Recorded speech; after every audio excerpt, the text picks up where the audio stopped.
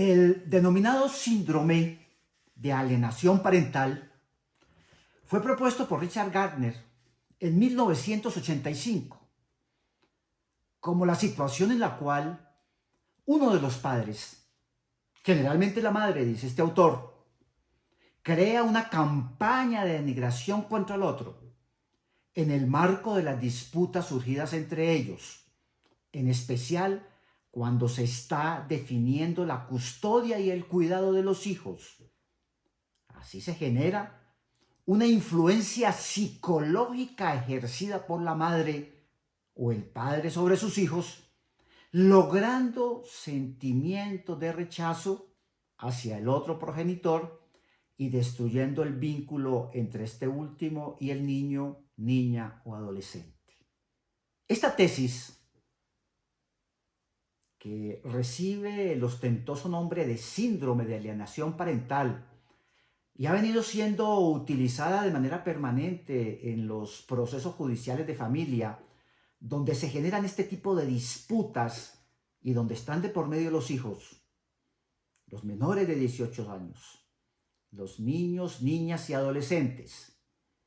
En medio del conflicto familiar, de las disputas profundas, de los odios entre padres, pero aparece un ser humano en la mitad, el hijo. Según este autor, el niño, la niña o adolescente generalmente es manipulado, dice el autor, por la madre.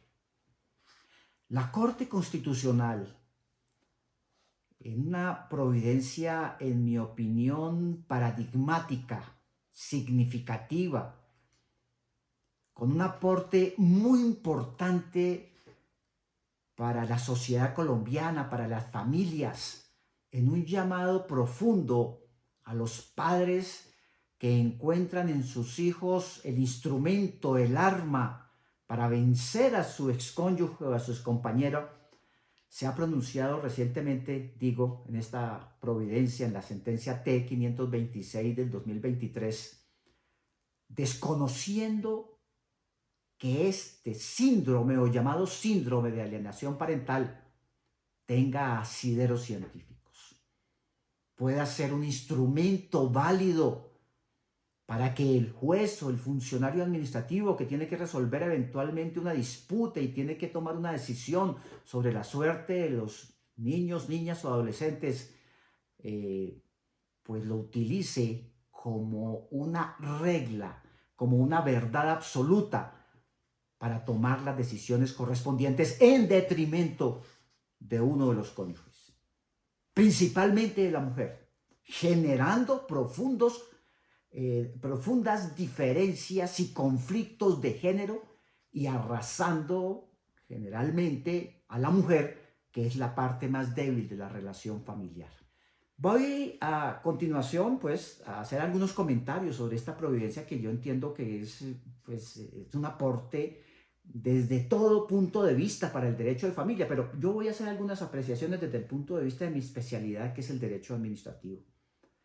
Porque la Corte avanza significativamente en torno a los instrumentos que encuentra pueden ser utilizados cuando abandonando el derecho, cuando abandonando la razonabilidad de las pruebas, cuando desconociendo la tradición cultural de nuestras sociedades machistas, se adoptan decisiones lesivas a los intereses de la mujer, una parte débil. Se vulneran los derechos humanos de los niños, niñas y adolescentes, produciéndose en consecuencia algo muy importante en lo que la Corte señala como el daño antijurídico a las partes desfavorecidas o golpeadas con posiciones rígidas y posiciones irreflexibles de las autoridades administrativas o judiciales. Esta sentencia, la sentencia T-526 del 2023, es una sentencia que se produce en un escenario muy interesante. Es una tutela que llega a la Corte, a la Sala Tercera de Revisión. Es una tutela interpuesta por un padre en nombre propio y en nombre y representación de su hijo, contra un juzgado de familia de alguna ciudad de Colombia. En esto la Corte se cuida mucho. No hay una identificación concreta de los sujetos ni el nombre de los mismos, tratando de proteger precisamente la identidad de quienes están en ese conflicto familiar y sobre todo del menor que aparece aquí en este caso relacionado.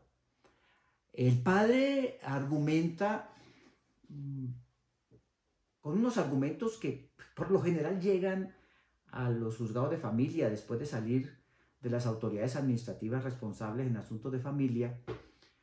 Argumenta que la decisión del juez destruye su familia, una familia que ya está destruida de acuerdo con las pruebas, y que tiene derecho a tener una familia, a no ser separado de ella, principalmente su hijo.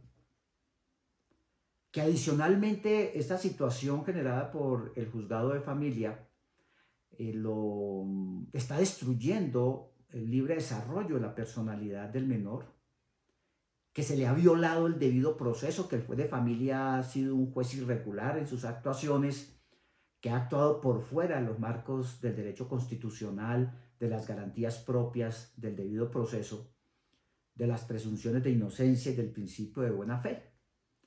Todo esto derivado en la medida en que el juez de familia, después de analizar todo el contexto fáctico y las pruebas aportadas, verificar esa situación de destrucción de la familia que se había producido en este caso. Es un caso dramático de enfrentamiento entre personas que fueron compañeros, entre personas que formaron un hogar y ahora están metidas en un conflicto sin salida, donde el objetivo de cada uno de ellos es destruir al otro. El padre destruyendo a la madre defendiéndose y en el medio el hijo en profundas situaciones de depresión. Un hijo que ya tenía la posibilidad de opinar y no era escuchado. Sus sentimientos no son tomados en cuenta ni por el padre y en algunos casos por la madre. Y se genera esta situación. Entonces el padre acude a la justicia constitucional colombiana, ¿no? Dice, suspendieron las visitas a mi hijo. Es una decisión del juez, una decisión inmediata y provisional, es una medida cautelar, mientras culmina el proceso de custodia, y él entiende que a partir de ahí pues se han vulnerado todos los derechos que hemos referido anteriormente. El proceso marcha como cualquier tutela en el derecho colombiano. En primera instancia, llamémoslo en esos términos para no entrar en el detalle del procesalismo colombiano sobre quién conoce la primera o la impugnación. Digamos que en primera instancia el juez constitucional niega el amparo, considera que la decisión controvertida, es decir, la decisión del juzgado de familia, pues es una medida cautelar, es una medida provisional, no es un fallo de fondo. Encuentra que el juez argumentó, dio unas razones muy válidas. Del fallo se deduce que el juez de tutela encuentra que es un juez versado, es un juez con conocimiento, es un juez que actúa de manera profunda y que no improvisó en la adopción de la medida cautelar en la medida en que tenía elementos suficientes para tomarla y separar al padre de las visitas del hijo. Por lo tanto, llega a la conclusión de que no es una decisión arbitraria, no es ilegal, no es caprichosa, y que tiene fundamentos jurídicos y científicos. Se basó en un estudio y análisis suficiente del caso concreto, por lo cual, pues dice, pues aquí no hay lugar a entrar en este tipo de controversia. Yo, juez de tutela, verifico la constitucionalidad, la protección de los derechos fundamentales y en este caso no se han violado los derechos fundamentales. Obviamente el padre impugna y llamémoslo así, en sede de impugnación, lo que equivaldría a una segunda instancia, pero en nuestro lenguaje de las tutelas se conoce como sede de impugnación, se revoca. juez de segunda instancia, nuestro juez constitucional de segunda instancia, dice, esta medida no está acorde con el ordenamiento jurídico constitucional y está vulnerando los derechos argumentados por el padre. Los derechos del menor y sus derechos, los del padre, a tener contacto con el hijo y poderlo visitar en la forma como el ordenamiento jurídico lo permite. Revoca con fundamento en que la suspensión de las visitas es el último mecanismo que ha debido aplicar la autoridad judicial. Es decir, cree que hay una graduación de alternativas que el juez debió utilizar y dice, esta de suspender, de impedir que el padre esté con el hijo, debe ser la última, la más radical. Y aquí pues no está demostrado que estemos en un escenario absolutamente radical, ¿sí? Y además advierte, situaciones como estas pues generan en la realidad de las cosas un profundo distanciamiento y desarraigo entre el padre y el hijo, cosa que ni el ordenamiento jurídico colombiano, ni mucho menos el juez puede permitir, que es algo que el juez debió analizar. Entonces, fíjense ustedes las posiciones radicales de los jueces constitucionales colombianos, en un primer caso diciendo este es un juez juicioso, es un juez que ha tomado una decisión acorde con los principios, adicionalmente con los derechos fundamentales, y ha protegido los derechos del niño. Ha tenido como punto de partida la protección del menor frente a esa situación de conflicto y agresividad que se estaba dando por sus progenitores. En este escenario, el asunto es escogido por la sección, por la Sala Tercera de Revisión de la Corte Constitucional. Ustedes dirán, bueno, pero esto es un tema común, es lo particular y es ¿qué sucede en todo conflicto familiar? Yo le diría no. 9:45. Tenemos en nuestro ordenamiento jurídico y en la realidad de las cosas, analizando los fallos donde la Corte se ha pronunciado sobre este tipo de asuntos, eventos en los cuales existe realmente la conciencia de los padres para evitar este tipo de situaciones beligerantes, irredimibles, sin solución a la vista, donde cada uno quiere la muerte del otro. Este es un caso particular. Cuando ustedes se acerquen, porque no voy a entrar en ese detalle porque me quita mucho tiempo en lo que se me ha pedido para esta conferencia, el detalle es de mucha violencia. Las pruebas muestran, vuelvo, insisto, agresividad, sobre todo del padre, y una situación de indefensión prácticamente del menor en medio de este conflicto. Nunca se le consulta qué es lo que quiere. Ya es una persona que razona. Y a la luz de los derechos del niño, los derechos convencionales y de nuestro ordenamiento interno, es una persona que debe ser oída. Sin embargo, la fuerza y la beligerancia del asunto hace que se pierda en medio de ese conflicto y se ahogue prácticamente, generando consecuencias psicológicas inevitables frente al menor. La Corte encuentra aquí que hay suficientes razones constitucionales, suficientes razones frente a los derechos fundamentales del niño, y advierte igualmente de la mujer, de la madre, que se vio prácticamente arrollada en este conflicto con todo el poder del padre, seguramente económico, jurídico, que se llevaron a adoptar decisiones absolutamente lesivas a su condición de mujer y su condición de madre, vulnerándola, hiriéndola, y también causándole perjuicios psicológicos gravísimos como madre. La Corte encuentra 7, 8 puntos claves en este litigio constitucional, que los he identificado como de relevancia constitucional. El primero de ellos, dice la Corte, el asunto amerita ser revisado por la Corte Constitucional, porque independientemente del caso de familia, aquí hay unos elementos determinantes del ordenamiento jurídico y del régimen constitucional, de los derechos fundamentales y adicionalmente de los derechos humanos. Es un tema que involucra la convencionalidad y las obligaciones internacionales del Estado colombiano frente al menor y frente a la mujer.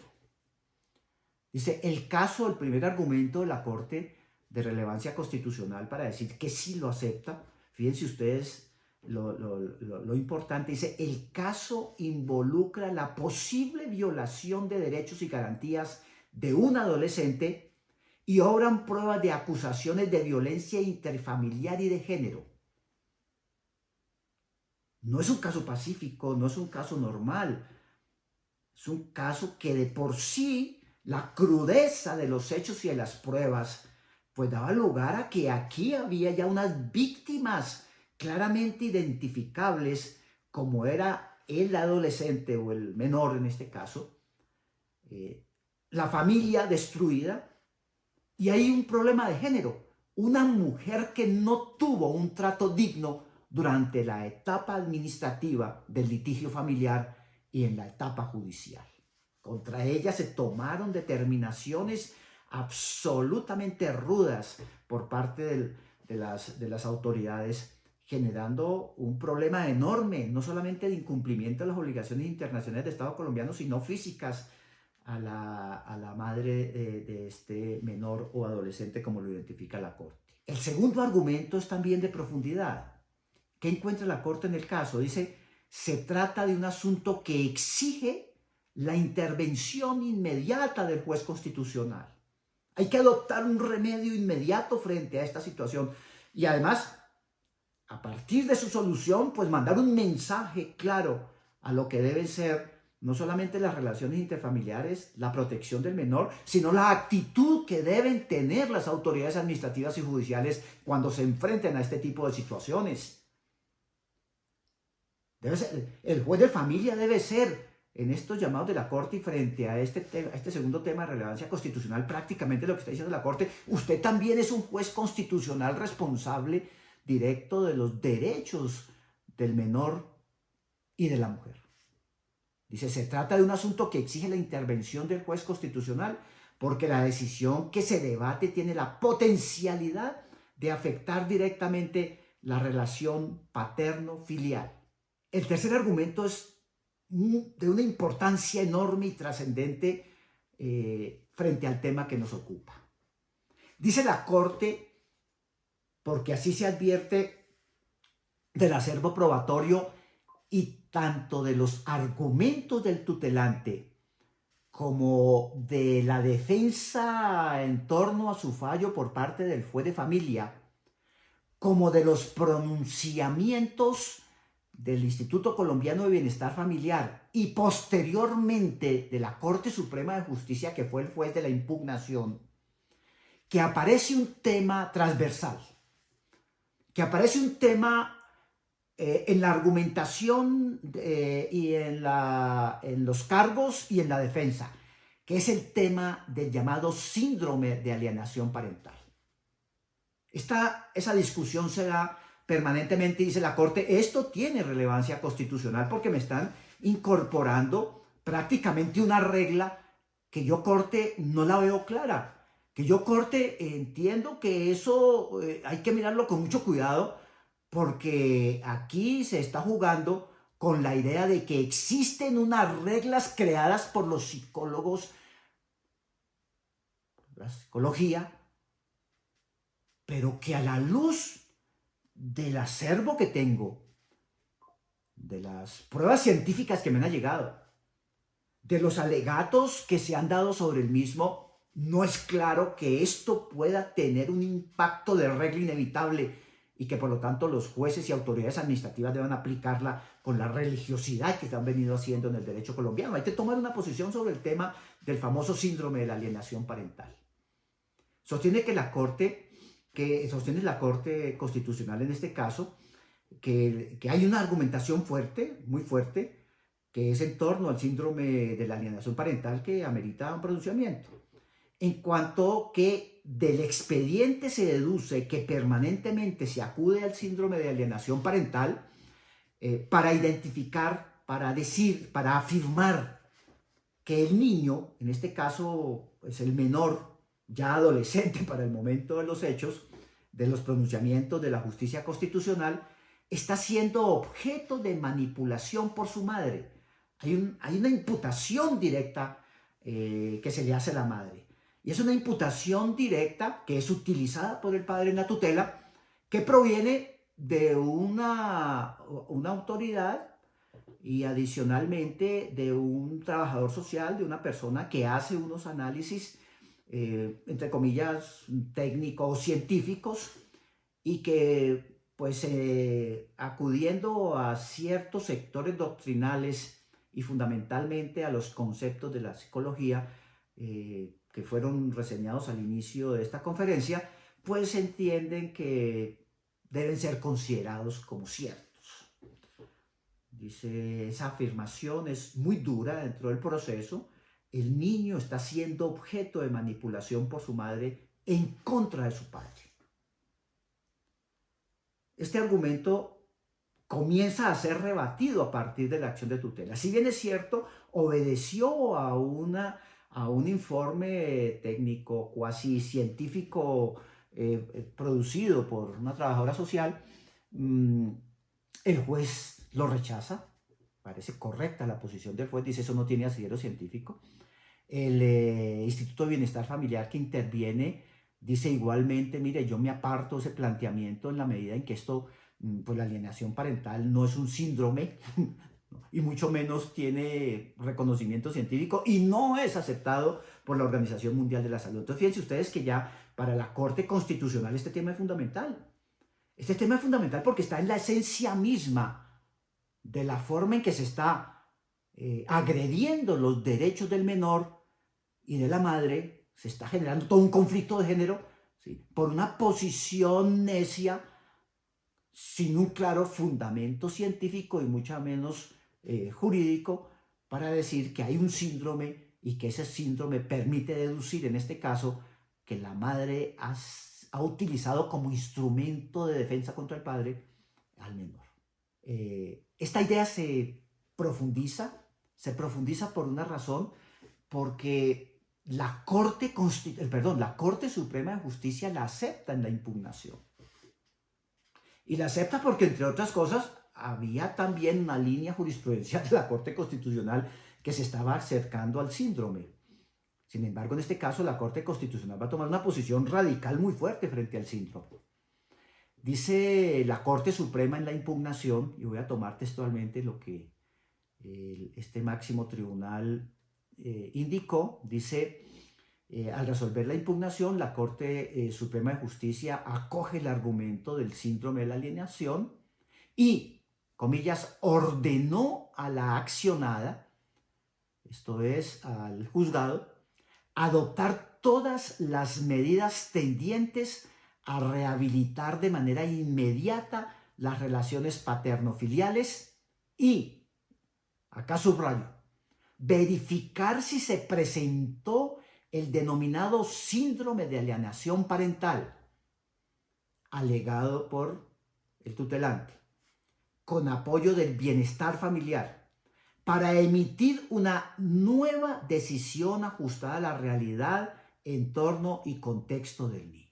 Es decir, la Corte parte de que es una verdad la existencia del síndrome de alienación parental, que tiene que ser tomado como un parámetro, un referente para poder analizar la situación que se estaba dando en torno al menor, y ordena que se haga un nuevo examen tomando como parámetro referente objetivo el síndrome de alienación parental. Entiendo que toda la construcción doctrinaria propia de la psicología, como la habían desarrollado sus creadores, ¿sí?, para decir, sí, se había habido la ocurrencia de ese síndrome, que es una posición que me parece un poco irreflexiva, y aquí hago una crítica anticipada, porque si yo como juez determino que se utilice este parámetro es porque estoy diciendo que existe y que es un parámetro serio de aceptación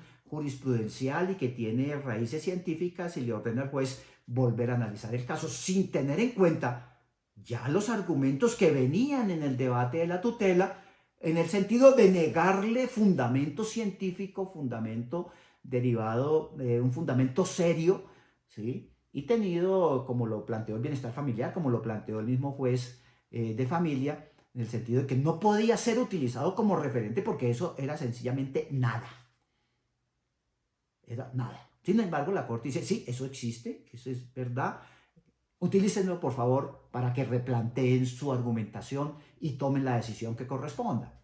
¿Sí? El solo hecho de invitar al juez a que se pronuncie en torno a la alienación parental, teniéndolo como parámetro, significa que le está dando una fuerza imperativa dentro del ordenamiento jurídico, lo cual va a la Corte Constitucional a reprochar precisamente en el fallo correspondiente.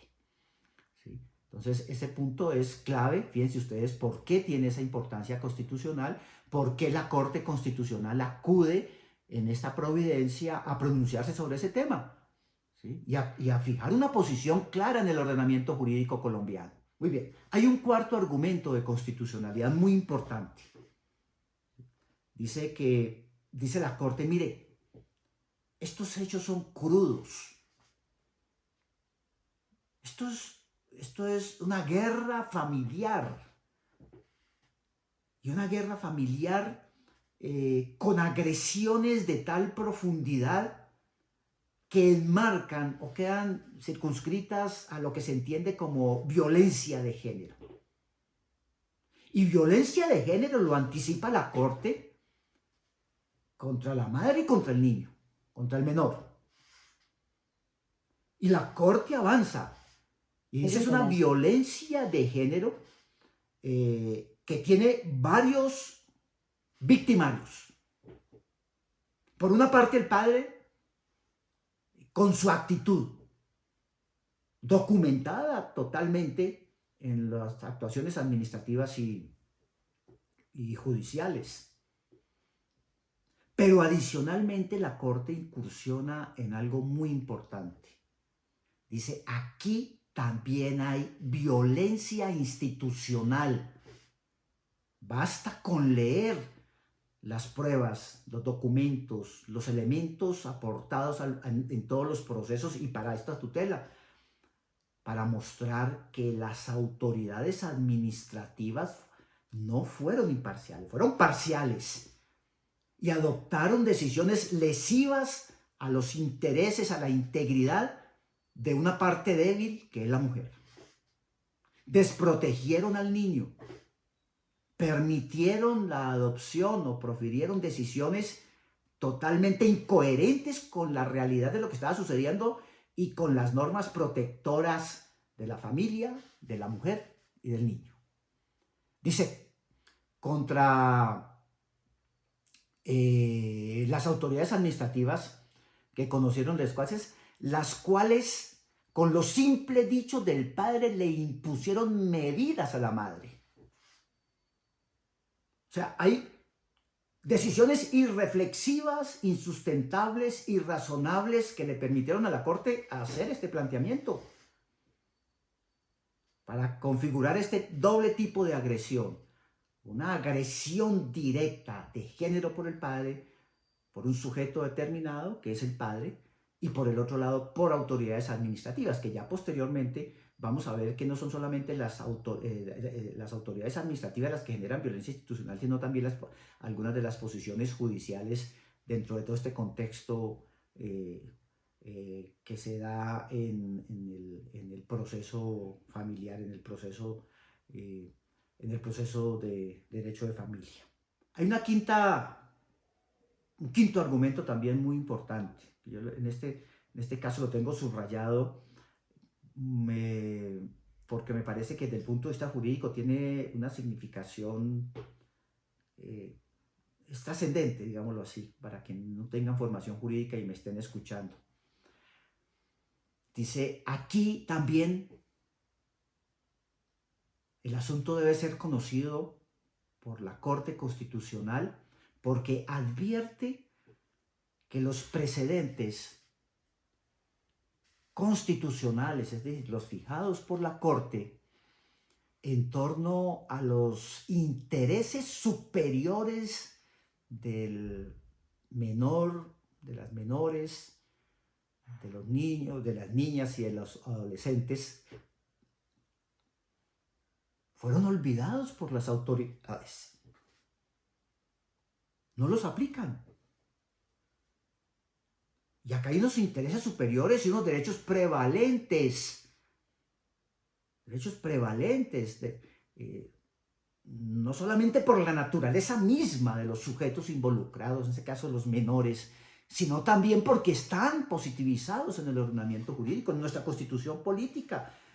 Se les olvida a todos estos actores de este conflicto que existe en la Constitución, existen disposiciones directamente protectoras de la familia y de los menores y del género, sobre todo de la mujer, de la parte débil de la relación. Y acá dice la Corte, esto lleva a que tenga que pronunciarme. Es un argumento muy fuerte, el de la Corte, porque es toda una tradición en la construcción de protección de derechos de la Corte Constitucional que a nivel de autoridades administrativas y autoridades judiciales se desconoce. Igualmente el litigio propio de la acción de tutela, dice, esta acción de tutela está partiendo de unos presupuestos, pero mi construcción protectora y garante de los derechos, ¿dónde queda? Entonces dice, esto necesita y amerita un pronunciamiento expreso. Hay otro argumento muy serio también, y es el desconocimiento del principio de legalidad. Y un desconocimiento del principio de legalidad muy, muy importante. ¿Por qué? Porque dice, vea, además de los derechos, aquí se desconoció la Constitución política, se desconoce el Código del Menor y del Adolescente, las normas legales, pero también el orden convencional. La Corte dice, este asunto no puede ser fallado sin tener en cuenta los compromisos y obligaciones internacionales del Estado colombiano en la protección, en las garantías que tiene que dársele a los menores, a los niños, a las niñas, a los adolescentes, a la mujer, ¿sí? Claramente establecidos en compromisos internacionales, en tratados internacionales, adoptados en el ordenamiento jurídico colombiano. O sea, aquí hay violación de ese marco. Para los que quieran, es un marco positivo, fundado en principios totalmente sustentadores de nuestro ordenamiento jurídico. Dice la Corte que se advierten desconocimiento o por lo menos violación de normas nacionales e internacionales sobre el interés superior del menor de 18 años y los derechos de los niños, niñas y adolescentes a tener una familia, a no ser separado de ella, al amor, al cuidado, a ser oídos, que es lo que no se dio en este caso en relación con el menor en los términos de los artículos 44 y 93 de la Constitución Política, que invita a que todos los derechos reconocidos en el ordenamiento jurídico sean analizados conforme a los tratados suscritos por Colombia en materia de derechos humanos. Entonces hay un conflicto de convencionalidad muy importante que la Corte entra a resolver, me parece a mí, de manera oportuna y con una profundidad inusitada frente a otros pronunciamientos de la misma Corte Constitucional. El séptimo argumento de la Corte dice aquí la Corte abre otro espacio. Dice, no, el tema no puedo agotarlo en género, no puedo agotarlo en el tema de los derechos del menor. Dice, aquí hay otro tipo de violencia que acompaña a la violencia de género, que acompaña a la violencia institucional. Y entra a la Corte y le abre las puertas, porque así tenía que hacerlo, a las advertencias que se le hicieron procesalmente de que lo que había aquí era también una típica situación de violencia vicaria, ¿sí?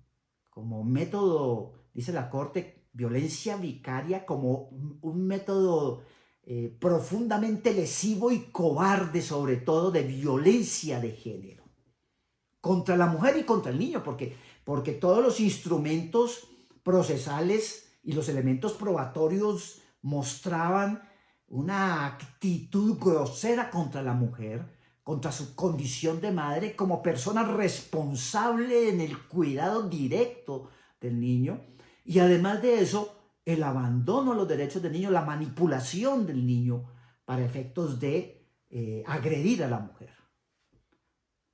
A lo cual la Corte le agrega, identifica, acompañando la violencia vicaria, la violencia judicial que denomina acoso judicial y el acoso institucional administrativo.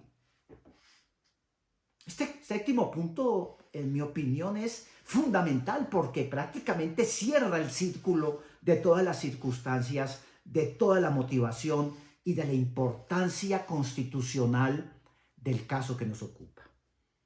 Ese es más o menos el marco dentro del cual se actuó por parte de la Corte Constitucional, el análisis detallado y profundo de la Corte para poder llegar a resolver el caso.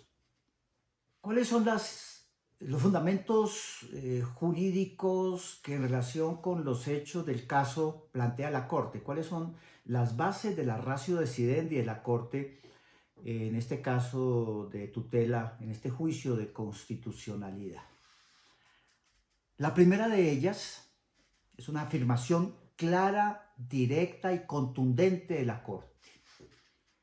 Dice la SAP, el síndrome carece de fundamentos teóricos, carece de fundamentos científicos. Se trata de una mera especulación no comprobada. Por lo tanto, no puede bajo ninguna circunstancia ser considerado un diagnóstico clínico.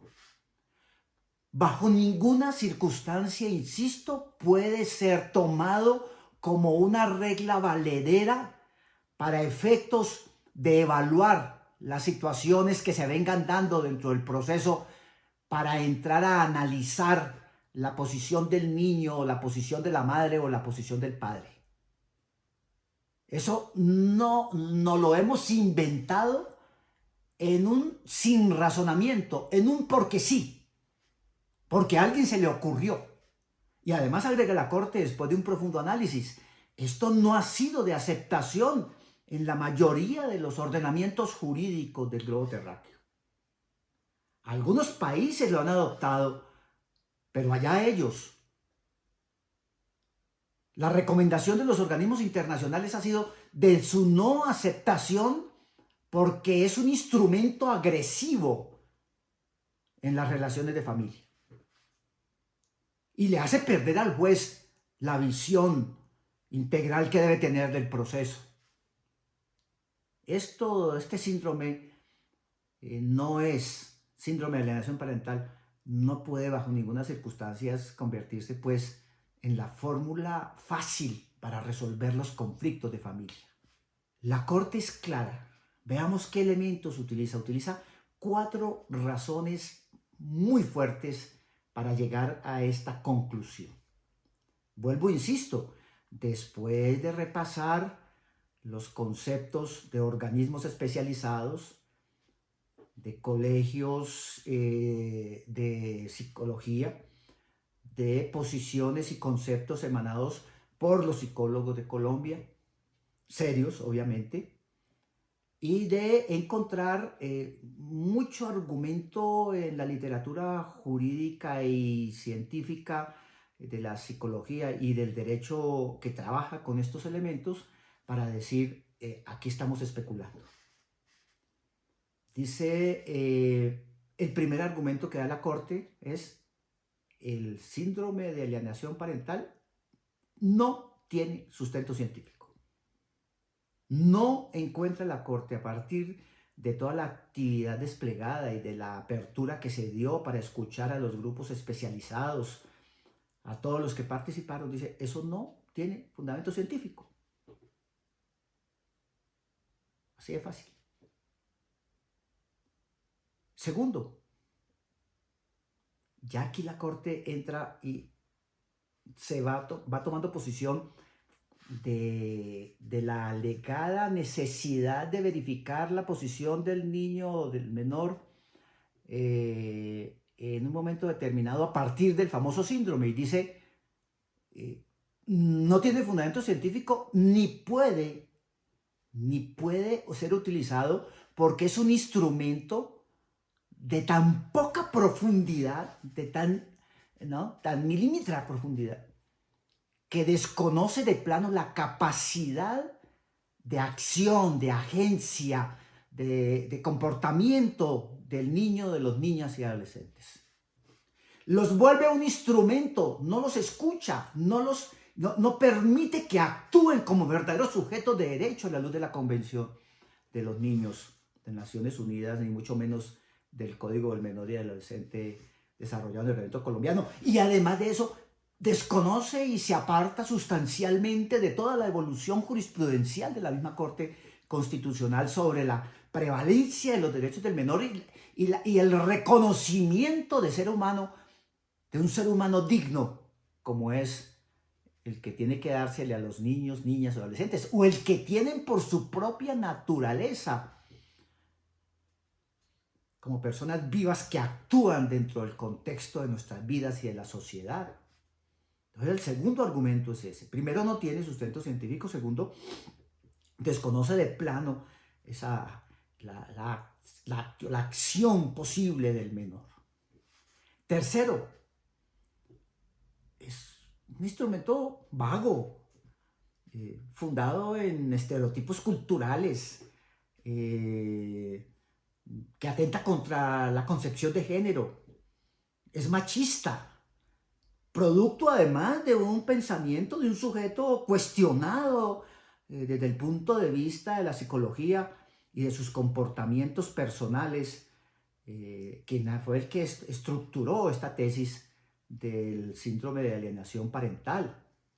Dice la Corte, se utiliza con fundamento en estereotipos de género para invisibilizar situaciones de violencia intrafamiliar y de género. Claro, es un parapeto. No es sino invocarlo para de ahí concluir un poco de cosas sin mayor actividad en relación con la realidad fáctica. Y ahí me escondo como autoridad administrativa, como juez. Y ahí con eso defiendo intereses agresivos, que son los reprochados por la Corte. En cuarto lugar, dice que la Corte, y en esto, en otros escenarios lo he venido planteando, la Corte, con este cuarto punto que les voy a presentar, prácticamente me genera un impacto en toda la actividad probatoria en asuntos de familia donde se estén discutiendo temas similares a este. En otras palabras, la Corte construye unos estándares probatorios que sirven para analizar las situaciones conflictivas de esta naturaleza y obligan a todo el Poder Judicial. Acá ahí veo un efecto expansivo interesantísimo, porque los parámetros de este fallo tendrán que ser utilizados en los demás procesos de familia y en los procesos judiciales donde se discutan temas de género, temas de derechos del menor, de los niños, de las niñas, de los adolescentes. Entonces nos va a impactar en los procesos penales, nos va a impactar en los procesos contenciosos administrativos, obviamente en los procesos civiles, porque se trata de constitucionalizar y de convencionalizar los instrumentos probatorios, los elementos probatorios, los análisis, las conclusiones a que puede llegar la autoridad administrativa o la autoridad judicial en un momento determinado. Dice la Corte en este cuarto punto, dice,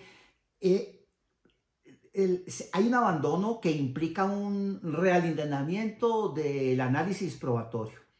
Dice, la utilización de este tipo de pruebas, es decir, acudir simplemente de manera facilista al famoso síndrome, ¿sí? No puede ser de recibo. Y adicionalmente, no puede haber proceso alguno donde el juez o la autoridad administrativa se aparte del enfoque de género. Donde el juez o la autoridad administrativa actúe custodiando y cuidando a la mujer y al niño. Se deben evitar al máximo los actos de violencia en toda su magnitud, y se debe reprochar cualquier acto de violencia institucional, para lo cual se deben utilizar estos estándares. Les decía, en mi perspectiva, el impacto del fallo no solamente frente al caso concreto y específico. Bueno, pues los expertos en tutela me van a decir, pero si es que esas normas y esas reglas van solamente al caso que se resolvió en la tutela. Yo les digo, ojo, porque aquí hay un planteamiento de constitucionalidad y una apreciación que genera doctrina general para todos los asuntos similares. Luego, ahí entraríamos en una discusión muy interesante, pero yo me voy por aquella que hace que, de acuerdo con la experiencia, yo no pueda entrar en otros casos donde existan ese tipo de conflictos, pues a utilizar unos estándares diferentes. En quinto lugar, y este es un punto clave, miren ustedes la Corte aquí como es de proactiva en la defensa de las víctimas. Dice, mire, todo lo que observo en este proceso es tan irregular que en mi opinión genera daño antijurídico. Aquí hay unas víctimas afectadas por unas acciones lesivas de autoridades administrativas.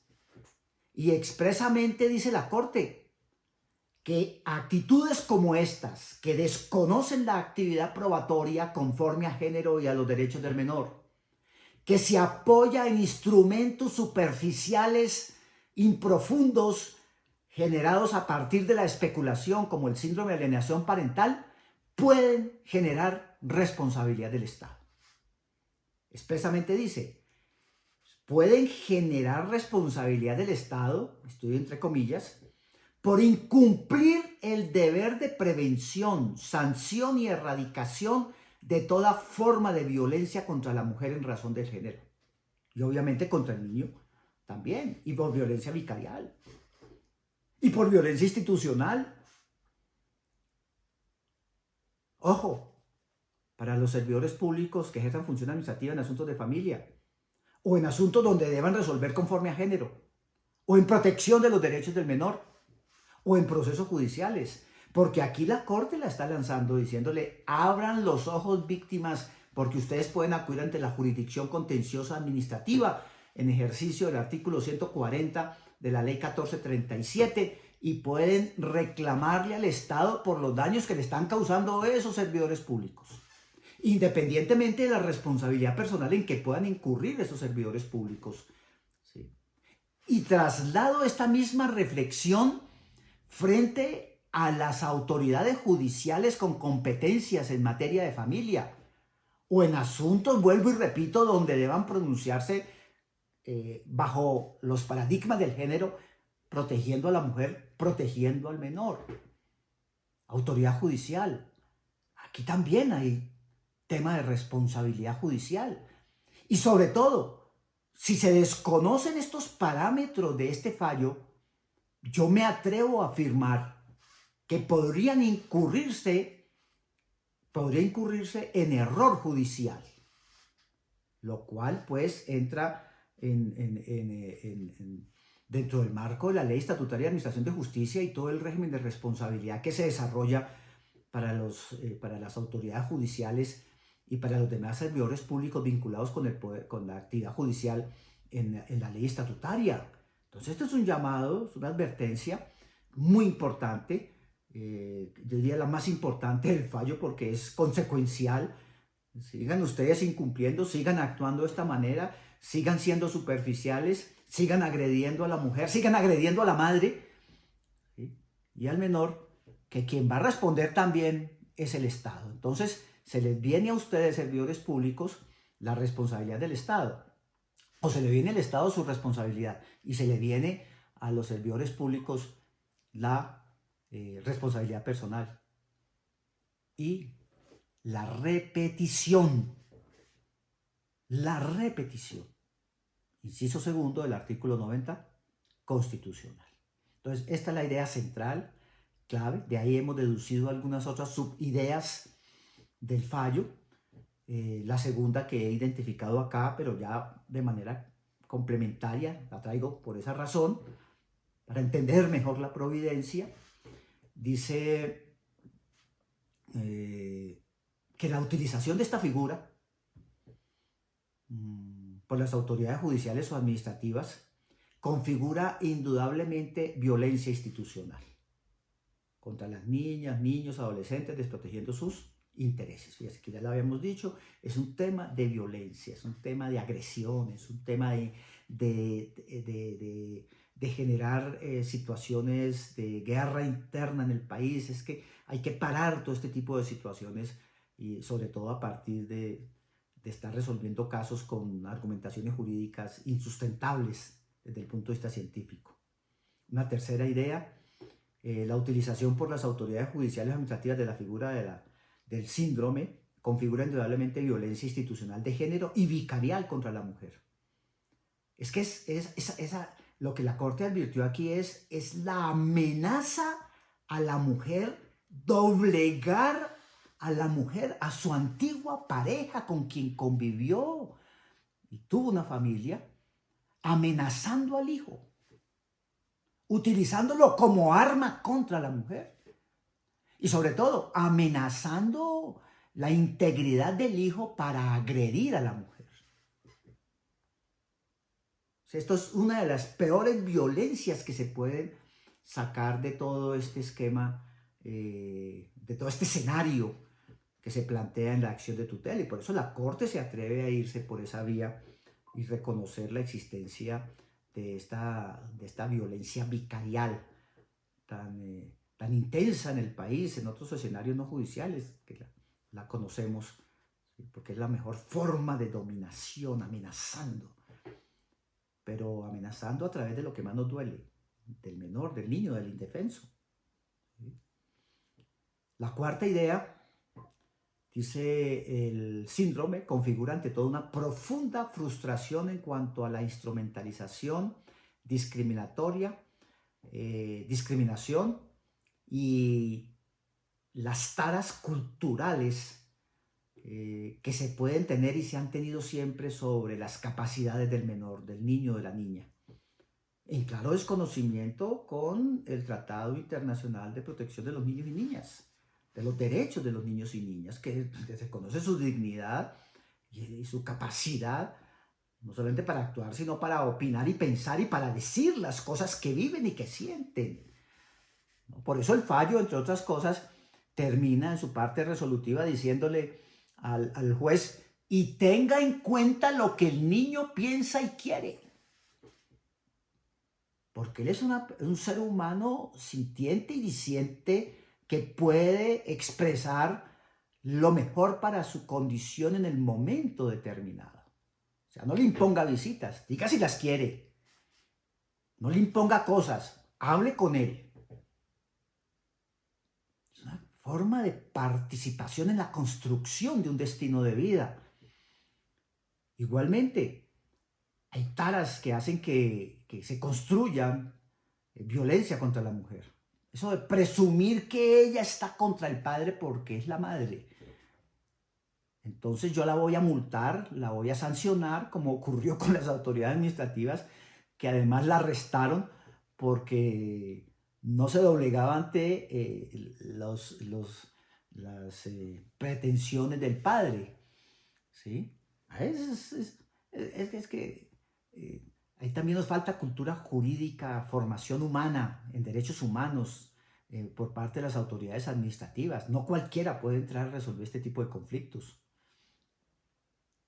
La quinta idea, que pues obviamente se está violando, aunque la Corte dice que se genera responsabilidad del Estado, ella no discrimina a la Corte en ese planteamiento si esa responsabilidad del Estado es nacional o internacional. Entonces, yo deduzco, y esto es un aporte que traigo a todo este debate sobre el síndrome, es que si no hay una respuesta coherente en el ordenamiento jurídico interno, pues se están violando instrumentos de derecho internacional. Aquí me parece que la Corte cuando asumió por importancia constitucional el caso, destaca que están posiblemente violándose obligaciones internacionales del Estado colombiano. Y si se violan las obligaciones internacionales del Estado colombiano y hay víctimas a través de esa violación, pues la última instancia de estas víctimas es acudir a las instancias internacionales ante las autoridades internacionales para poder manifestar que el Estado colombiano ha sido incapaz de resolverle los litigios. ¿Y cuáles son esos marcos convencional que la Corte encuentra y desarrolla ampliamente y que me permite construir la idea de un posible litigio internacional derivado de la aplicación indiscriminada del SAP? Mire, haciendo un recorrido de todas las normas que analiza la Corte Constitucional en esta providencia, encontramos en su respectivo orden la Convención sobre Eliminación de todas las formas de discriminación contra la mujer, la Recomendación General 35 sobre la violencia por razón de género contra la mujer, que desarrolla precisamente la Convención. Y le hace un análisis muy interesante para demostrar que todo lo que estaba ocurriendo en ese caso era de agresividad, de violación, temas de desconocimiento absoluto de los criterios de género que deberían ser utilizados. En tercer lugar, la Convención Internacional para Prevenir y Sancionar y Erradicar la Violencia contra la Mujer de Belén do Pará del año 94. Normas todas estas que hacen parte del ordenamiento jurídico colombiano. La Convención sobre los Derechos de los Niños, Niñas y Adolescentes de Naciones Unidas del año 89, que también ha sido incorporada en el ordenamiento jurídico colombiano. Y la Convención Americana sobre los Derechos Humanos, que es ya el instrumento concreto y específico en nuestro derecho. O sea, hay un marco normativo, hay todo un código de derecho internacional muy, muy importante, pero además muy claro en torno a la controversia que nos ha involucrado. Y dice la Corte, pues mire, pues es que aquí pasaron por encima de todo esto. Tanto así que yo lo he entendido que es un punto clave para poderme pronunciar sobre esta tutela.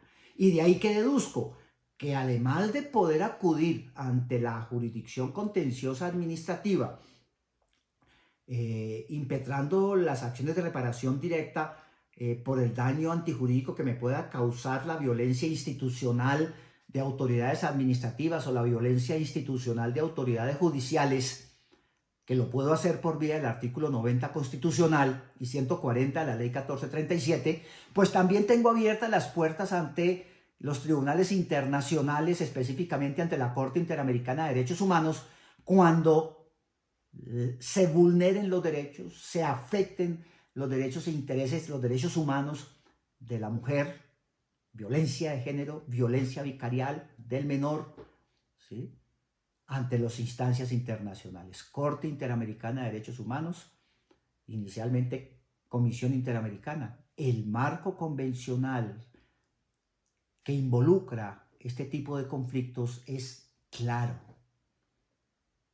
Y también de ahí podemos desprender a quién se protege, quién tiene la necesidad de protección y de garantía de los mínimos en materia de derechos humanos. Este marco normativo internacional, que además se funda en unos principios y en unos valores absolutamente indiscutibles, serviría de base para poder accionar internacionalmente. Una sexta idea, pues además de que podemos acudir ante la justicia nacional, aquí he desentrañado algo muy interesante, y es que hay deberes. La Corte traduce en deberes, y al traducir en deberes la utilización de los instrumentos internacionales, de los criterios, de los principios, pues sencillamente me genera un marco de imputación objetiva. La responsabilidad del Estado colombiano ante la justicia va a ser por falla del servicio, o la responsabilidad internacional va a ser clara por violación del compromiso internacional. Eso lo enmarco teóricamente en mis trabajos, en todo un contexto de imputación objetiva que es muy importante para efectos de temas relativos al análisis del daño antijurídico y sobre todo de la imputación. De la imputación. Es ya un tema procesal específico que hace que pues tenga fuerza vinculante todo lo dispuesto por la Corte Constitucional y tengamos instrumentos efectivos de protección a los cuales acudir. Estas son algunas aproximaciones, disculpen ustedes si me he alargado en el tema, pero creo que son reflexiones que tienen que hacerse, es parte de nuestra educación cívica, es parte de nuestra educación como personas vivientes de esta sociedad. Son fallos de una trascendencia enorme para garantizar la vida pacífica, no solamente en la familia, sino en nuestro contexto ciudadano. Nos da pautas muy claras de cuál debe ser el comportamiento de las autoridades administrativas y judiciales. Y sobre todo, establece unos estándares lógicos de convivencia humana y judicial, administrativa.